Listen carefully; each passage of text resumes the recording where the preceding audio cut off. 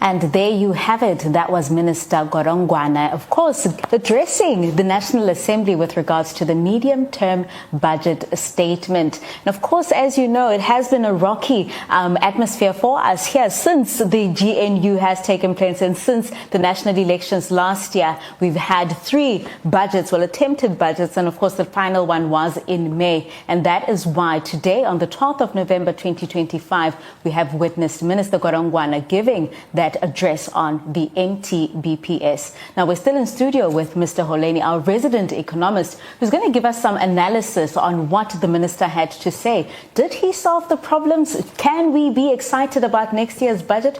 We are yet to find out. Mr. Holeni, of course, we sat, we listened, we watched. What are your reactions from what the minister had to say?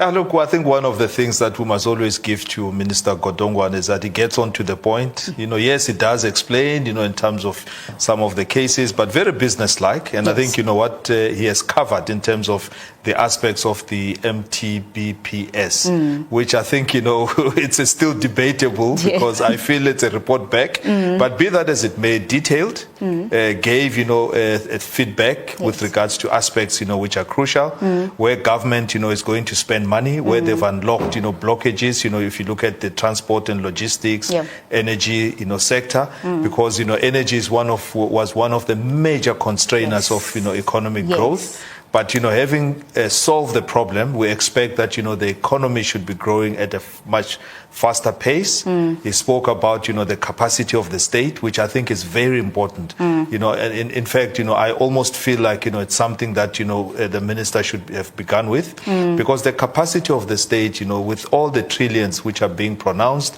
SARS is doing a great job, as we can see, and the reforms that, they are working on.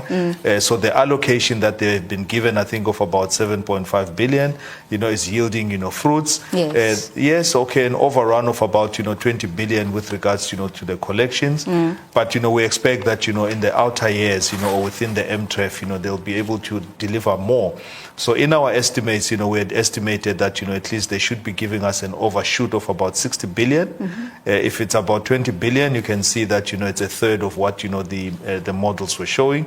The other thing is that over the MTREF, we're expecting that, SARS should be delivering about 200, or 220 billion in terms of, additional revenue that they are going to put forward. So I think, the summation of, what the minister has spoken about, quite detailed, from the triple Ps in terms of delivering projects.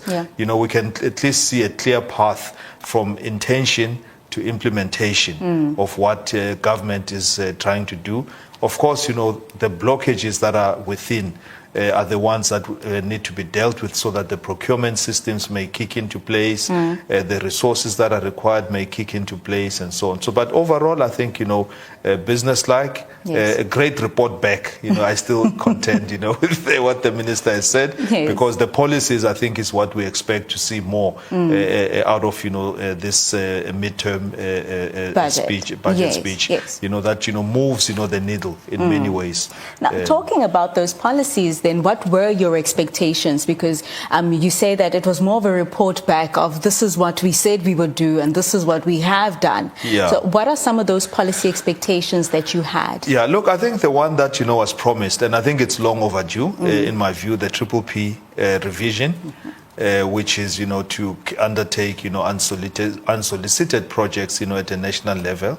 We are yet, to find, the clarity and the finality of the triple P framework at the local government level, because as much as the minister has emphasized that local government is where things happen, this is where at least we're expecting that those triple P frameworks would have been put in place, because there are actual projects that are waiting, whether it's energy projects, whether it's waste projects. And as we go around the country conducting our work as DSO consulting, we see a lot of wastewater treatment plants which have become defunct. And when you have a wastewater treatment plant, which has become defunct, you start, imagining what, kind of, quality of water the people are getting. But also on the other side, we see it as a loss, in revenue for that particular municipality because they are not able to supply the clean water that they should be supplying. So their coffers, get affected when they now put together their own budget. So there are many lost opportunities. There are also service delivery issues that, we are seeing. So I think, the Triple P is one that, definitely we wanted to see. For us, I think, take it forward. We spoke about reindustrialization of the country, earlier. Yes. That I think for us is a bold, step, which of course the SEZs are there, the IDZs, are there and so on. But, there needs to be a bolder, and move, towards, even setting up, such as, the various offices that are being set up, to run the various projects that are there. Set up, something that, drives. And yes, it may be there. You can argue there's a unit at the DTIC, but you want to see that, being driven much more actively, whether it's at the inland, SEZs, which are supposed to be the automotive centers in the likes of in Gauteng and Tshwane, and the various, SEZs, the Fita homos that, are, starting to show a bit of fruits, the Mercado ones, that, are a bit, behind, with regards to their deliveries, and the many other SEZs that are there. So I think, if SEZs, are being punted as the way of driving or reindustrializing the country, we want to see a lot more action. We want to see a lot more, at least, support, removal of red tapes. Some of the things that, we want to at least, have seen, is where government becomes an obstacle to itself. At times, you find that, a huge project which is supposed to deliver a huge service delivery imperatives, jobs, unlock, the economy, gets stuck because of an EIA, environmental impact study. And who is the custodian of that? Government is. And we're not saying take shortcuts, but all we are saying is that, let's have a streamlined process that, by the time you get, to turning the sword, you are at least, have all of the ducks in a row, and you don't have unnecessary delays that may delay those projects, because budgets have to be returned if, they are not, spent, within that fiscal, allocation. So those are some of the bigger things that we were expecting, to see. Small businesses, I think, we have a passion for. Small businesses for us, perhaps, I was, optimistic to say, take the SRD, grant, move it, to a small business. Go and recapitalize your NEFs, go and recapitalize, your SEDFAs, recapitalize those DFIs that government is putting forward to support, small and medium enterprises that are wanting to get on. But the other thing as well, we must talk about, the startup fund in this country. The country does not, we don't embrace, startups. And startups is where someone sits in their own garage and they've come up, with an invention which perhaps, needs, small monies, for testing, for piloting, and to refine it so that, it can then go on and see the light of day, where even commercial enterprises can be able to finance it. But it needs, some kind of, support of funds. So those are the areas which for us, the bias, you can hear for me is how do we grow the economy? As opposed, to yes, we can remove, the red tapes, but removing red tape must equal to growing the economy. And of course, earlier this year, when the minister delivered the budget speech, he talked about trade-offs. Do you think we're still making those trade-offs, and which parts of our economy are suffering as a result of those trade-offs? Well, let me start by saying that I think we've seen a lot of conservatism coming through in the way that, the fiscal policy, the economic policy. Look, monetary policy in its nature must always be, on the conservative side, because you're now dealing with, the real monies of people. But, from an economic, growth point of view, NDP, and I'm not sure if, anyone, opens it, to see where we are. And we're 2025 now, 2030 is coming, where are the targets? And we've seen that, some of the targets, or most of the targets, we are off, with regards, to achieving all of those particular targets. So the issue here is that how do you then drive programs that are well intended without the conservatism that we are seeing, so that you let the economy flourish. At times, let it overheat a little bit, but with the positive activity.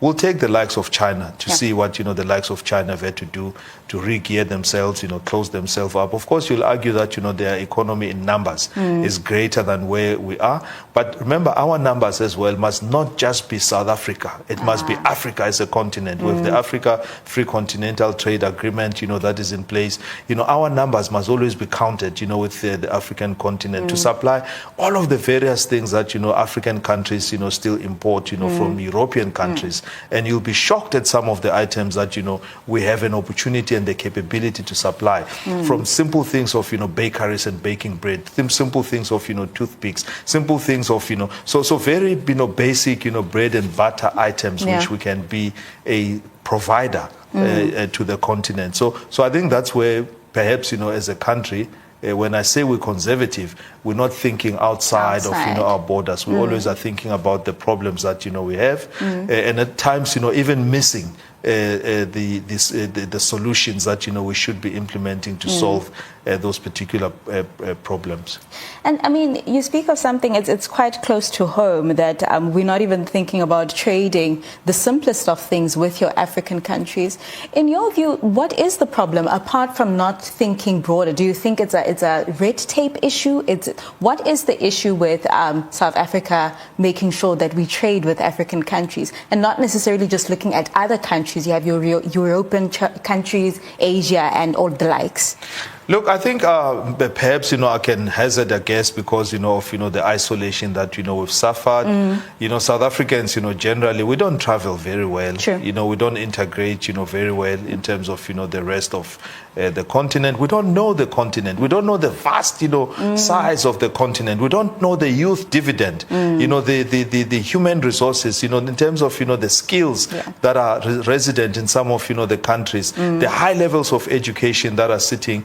For instance, you can talk of, us, being in the Anglophone, sort of, sections, you have the Mozambiques and the Angolas that, are the Lusophones. They often, there is always, some kind of, barriers with regards to, communication or language, issues. You look at the Francophone as well with regards to the French, side and so on and so forth. So I think we're a continent of different persuasions because of, the historical colonial past. And we ought to make a much more effort, to be able to trade amongst each other. But the big thing is the Africa Continental Trade, free trade, agreement offers us that opportunity because we want to then speak the same language from a trade point of view. So trade policies ought to be aligned.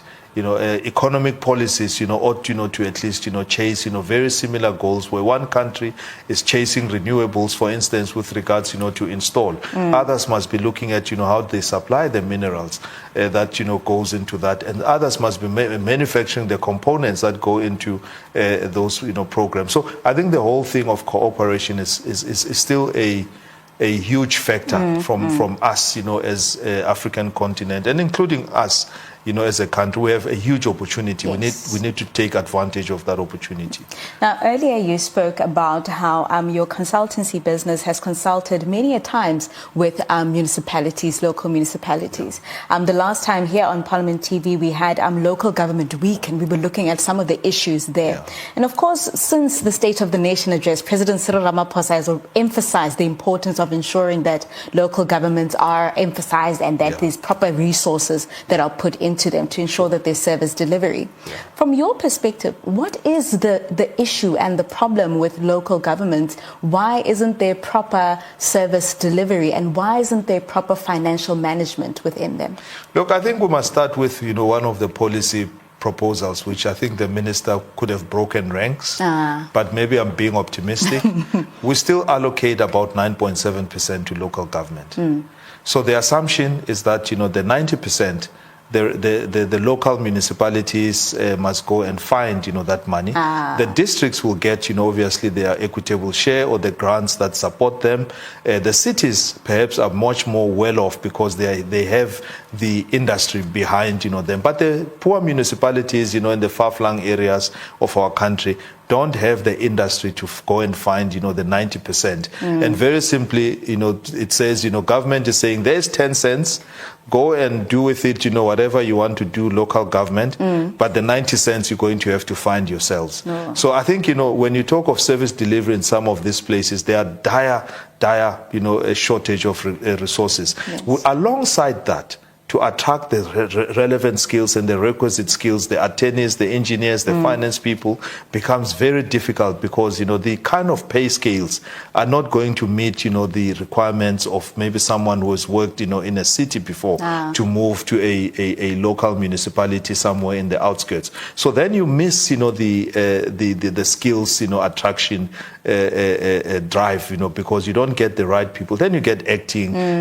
people acting in roles. You get vacancies. You get, councillors, sometimes, who are coming in new with, the elections, and they have to learn the space of local government. You find the experienced ones, have moved on to province and moved on to other, areas which perhaps they could be still contributing to the lot of local government. So those are if you want, the knock-on effects. And so in totality, capability in local government is then weakened. And capability is leadership, is strategy, it's service delivery.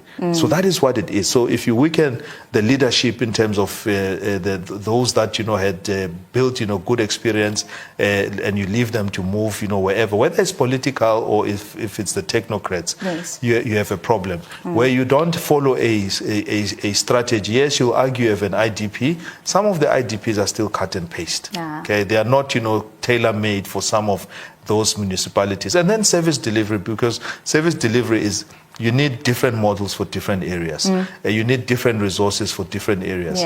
And then you'll find, other challenges, where perhaps, you try and augment your capacity with using consultants, and then you get, slapped on the wrist because you don't have the capacity. What do you do?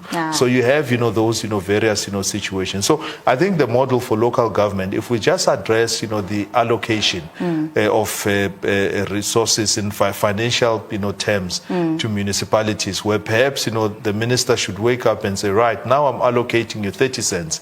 Let's see how far you can go. Go and fill the vacancies. Go and find the skills. Go and find, the right people. Let those that, have the skills, remain longer within local government to see through some of the long-term plans. Because even in local government, if you talk of an NDP, you must still have, an IDP that, is 5 years. But you want, something that, also is beyond, the five years, so that you have a 30-year plan. Something sustainable. And so on. Of course, you can talk about, the district development, model. That is, holds promise. Let's implement it, but let it not just be governed by, the annual or the 3-year, which is the MTREF, or the 5-year IDPs. Let it be a longer-term plan, which must always, exceed, the terms of, various officials and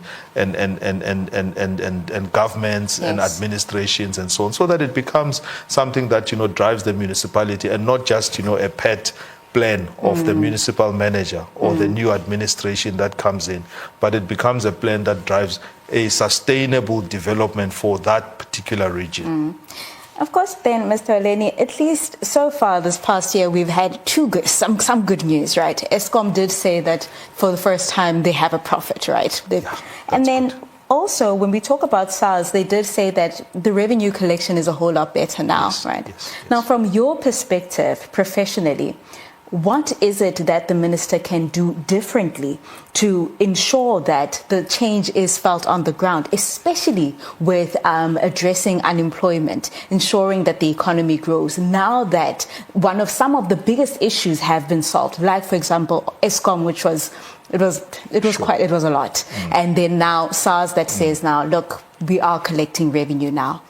So I think, those two models, become great examples for at least, how to run an institution clean governance, but also, ESCOM has to be entrepreneurial to be able to turn out, those amounts. And in fact, SARS has to run entrepreneurially as well, because if they were just sitting and saying we are just another tax collection office, and they are waiting for people to come and pay, but SARS is deploying various technologies, and AI and whatever, and data analysis and all of those things. So I think it's a testimony that, even the other areas, we're looking now for the logistics side, to also come to the party with improvements, your Transnets, your process. And we're hearing, I think, some good news, but, some of the infrastructure, for instance, for PRASA had really been ravaged and destroyed and stolen, basically. So to rebuild, all of those things. So there's a rebuilding process, which each one of the institutions, from what, at least we can see of ESCOM, as well as what SARS is doing, there needs to be a rebuilding exercise, which is deliberate, to go and gear up, to resource, to create capacity, and to make sure that there's capability in terms of, the leadership, the strategy, and a service delivery model that's going to drive the development of those institutions. So I think this is what each and every institution currently in our country should be going back and looking at, even if there's no impact or effect of any other thing, but to say, how do we remodel ourselves, how do we redefine ourselves in the new realities of what is hitting us from a macroeconomics point of view, from the global issues, the tariff, whatever wars that are taking place. How do we remodel ourselves, because it can't be business as usual for just waking up and saying, I'm going to report to the office, now I'm going home, and so on. So we need to look at how we revitalize our institutions and drive at least and take risks. I think the point here is there are aspects where perhaps we pull back. Let's take the risks that are going to take us forward. And I think one of the things I would not be remiss to mention at least the grey listing haven't come off. It means at least the financing and seeking of financing of institutions would mean that that perhaps then there could be better inflow of much more affordable, much more favorable financing. So those institutions can take advantage of being able to raise money from the open market, which at least it would be on favorable terms. Then they can revitalize themselves and gear themselves up for better growth. And of course, while we were watching the minister addressing the National Assembly, he mentioned Tembisa Hospital, and there was an uproar, of course. And of course, this was in relation to him saying that today they had launched government's first procurement payments dashboard, using data from basic accounting system. And he then says that this represents a massive step forward in procurement transparency. In your opinion, what have been the issues there, apart from, we know there's a whole lot of corruption, In your view, why isn't it that Treasury hadn't all this time adopted systems such as this to ensure that there is proper systems and metrics when it comes to ensuring that procurement is secure and airtight? So I think, National Treasury always has, a huge role to play. And not in their defense, in any way, but to be able to touch all the aspects, which have to do with money or finances within the country. It's not always, easy. And I'll give you simple examples. We talk about, the collection of taxes. We talk about procurement. They've come up with transversal tenders. They've tried to make, services much more affordable, or to balance, the prices. Whereas, in the past, when institutions were procuring on their own, they would end up, with exorbitant, prices. So they've also tried to come back and normalize, some of those areas. But I think the question we must ask is, where are all of these problems happening? In which provinces? Where are the provinces or the provincial governments when all of these things are happening? Where are the oversight, bodies within the provincial governments? If it's municipalities, where are all of these things, happening? So yes, Treasury may be lighting, setting a trail and for everyone to follow. But I think, the issue here is about every institution being able to function, even if it's to the minimum where they are following the legislation. But of course, if you mention Tembisa, it's a hot topic now. But I think, it also shows how institutions are being looted, how institutions are being ravaged, how governance is being weakened and almost eliminated. So I think that is an aspect, which perhaps, there's a mixed, sense of saying that is how not to. As an example of where the country is, but the basic accounting system, or the dashboards that are coming up, very positive stuff. But let it at least cascade, and I think that's the message. Let it cascade provincially, locally, into all the other institutions. And of course, then, having spoken about municipalities as well, the minister mentioned that to address persistent underspending and capacity constraints at the local level, they are reforming the municipal infrastructure grant. In your opinion, how is that going to help ensure that municipalities stop with the underspending, that money is spent where it's supposed to be spent, and that service delivery reaches the people? With local government, what we've persistently seen is that if you don't form centers of excellence, and I think now I'm reflecting on the work we do as DSO Consulting, with very specific examples. If you don't have a strong project management unit, which you elevate, above, any other in terms of, the delivery of infrastructure. And that is where you are focusing on unlocking, making sure that the planning is done, properly, making sure that the budgets are allocated, and driving the procurement all the way to the committees and the management of those projects so that they are delivered on time.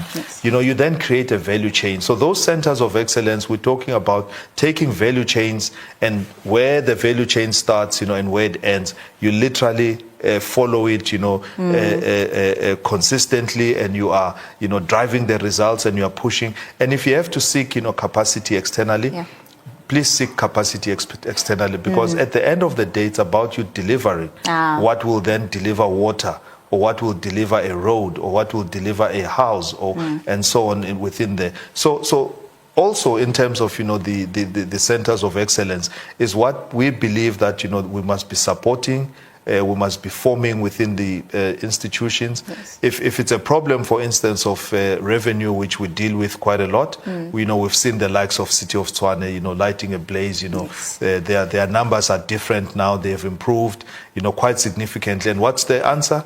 There's now a revenue center of excellence, or revenue PMO within there. So we need to isolate those areas and be able to package the value chain and drive each one of the processes to the point where you have reached, and you have touched all the aspects, and you have closed all the loops, and there's governance within it, and there's accountability, and then there's results that are being delivered, at the end of that intervention. Of course, Mr. Holeni, the MTBPS is what basically paves the way for the February budget, right? From what you've heard so far, you did say that today it sounded more like a report back, right, on the budget that was tabled in May. Now going forward, now that the MTBPS has been tabled, now that we have this report back on how Treasury has been doing in terms of expenditure, in terms of ensuring that debt is being paid off, but also ensuring that the services to the people is being done, right? Yes. What can people then expect, in your professional opinion?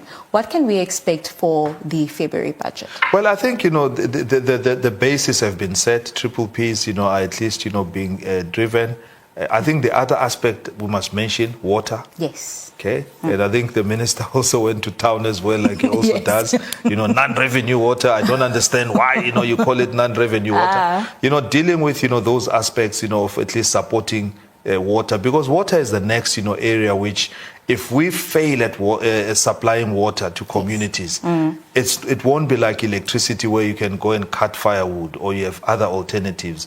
Water is exactly, what it is. It must be, piped. It must, get, to the communities, clean. So you can see that there's huge efforts, to also then follow through in terms of, what we would call the network services, because electricity is a network, water is a network, transport is a network, and so on. Roads are networks, and so on. So the idea here is to approach, I think, what we see, the network services, so that, there's support, for it, and there's budget, being put, forward. What we obviously are missing now is just, the numbers that, will then be attached to those particular network industries. From 11.8 million in terms of, PRASA trips to 116 million, maybe to double, then what is the number that's going to then take, PRASA, to the next level in terms of, which the minister also said, to make, a mobility affordable. So those are the aspects that, want to see the various monies. And I still insist, that, if you want growth, growth has also, you have to buy growth. How do you buy growth? You set aside, money for the services that are going to catalyze, the growth, are going to result in direct growth and direct jobs and so on. Thank you so much for joining us on Parliament TV. We've had time. Thank you so much. And that is Mr. Miyelani Holeni, of course, and he was our resident analyst throughout the day today, giving you some analysis on the MTBPS, what it is that you could have expected, what it is that the minister could have touched on, and what it is that you can expect for the budget that is scheduled for next year, February. Of course, you can also keep on following the conversation and let us